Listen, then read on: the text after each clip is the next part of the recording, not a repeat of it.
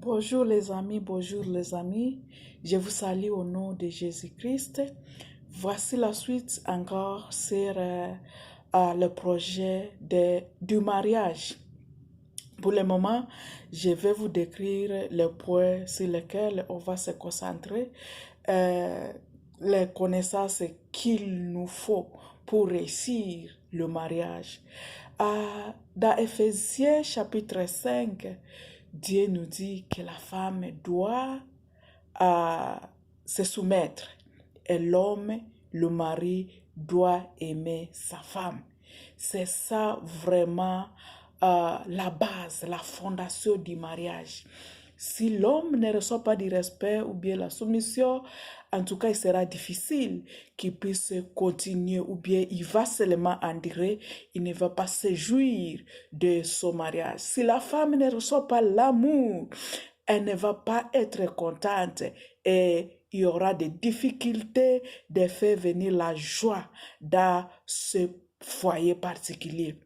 Alors, on aura à débattre des éléments que je vous ai permis qu'il y a des conditions qu'il faut suivre. Je vais seulement aujourd'hui épingler ces éléments-là pour l'homme afin qu'il puisse connaître que vraiment sa femme le respecte. Il y a au moins 6 points comme ça qui doivent être à place. Et ce 6 points-là se résument dans l'acronyme de chairs, ou chaises quand tu enlèves le « et » à la fin. C'est pour conquérir. H, c'est pour hiérarchie. A, c'est pour l'autorité. I, c'est pour insight ou bien vision. R, c'est pour la relationship avec sa femme. Et S, ça concerne le sexe. Quand ces choses-là sont à place, l'homme reçoit ces choses-là, en tout cas en conclusion, il dit, je suis respecté dans mon foyer. Pour la femme, les besoins de la femme dans le foyer, dans le mariage, se résument dans l'acronyme de couple. Couple. Si, c'est-à-dire closeness ou bien être proche de son mari, en tout moment ensemble dans les mains de son mari. C'est ça le besoin de la femme. Or,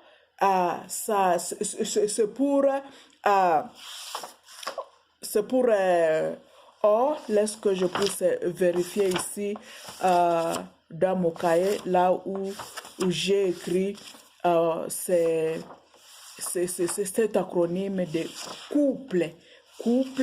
Couple, nous avons dit que or, c'est pour openness. Il faut que l'homme soit ouvert. Il faut que l'homme soit ouvert à sa femme.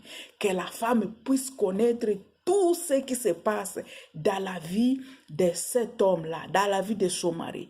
Quand il va au travail, il faut qu'il sache l'entourage de son mari. Est-ce que le mari est vraiment à sécurité? Openness, soit ouvert. Après, nous avons eu, le IA là, ça c'est pour understanding, compréhension. Il faut que le mari puisse comprendre la femme. Toutes ses émotions. Il faut qu'il comprenne même son cycle mensuel. Il faut que l'homme puisse connaître que ma femme est à cette période ici. Alors, peut-être ses émotions doivent être comme ça. Pourquoi ma femme n'est pas joyeuse aujourd'hui? Pourquoi ma femme est triste aujourd'hui? Tout ça, l'homme doit comprendre. Après understanding, la femme a besoin de la paix, peacemaking, paix, la paix. Il ne faut pas que la femme soit en insécurité dans le foyer. Ça, c'est un mauvais signe. Elle ne sait pas si réellement vous allez mourir ensemble ou bien un jour, tu vas le refouler dans le foyer. Ça, en tout cas, il faut que la femme soit en sécurité, qu'elle puisse connaître que je suis ici forever. Pour Dibo, il n'y a pas vraiment de divorce. C'est moi la femme de cet homme-ci. Le suivant, c'est loyauté. loyauté, c'est-à-dire la femme doit être convaincue que c'est moi.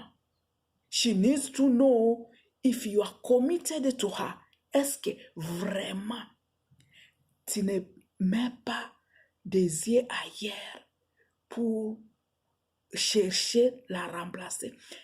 Elle veut savoir que ça pour ça, mon mari, c'est moi.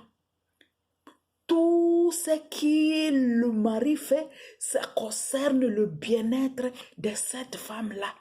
Car elle doit découvrir que je ne suis pas l'unique. Il y a quelqu'un à l'extérieur. Ça, c'est déjà un danger.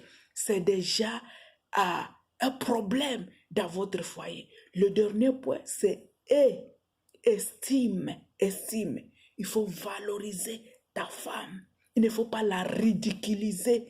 Parler de ses erreurs à public devant les enfants, ça vraiment c'est la ridiculiser, c'est détruire sa personnalité. Alors c'est sur ce point-là que nous allons parler point à point pour que nous puissions construire des foyers, des mariages durables où c'est vraiment le paradis sur cette terre. Merci beaucoup mes amis, je vous aime tant et que Dieu vous bénisse. Au revoir.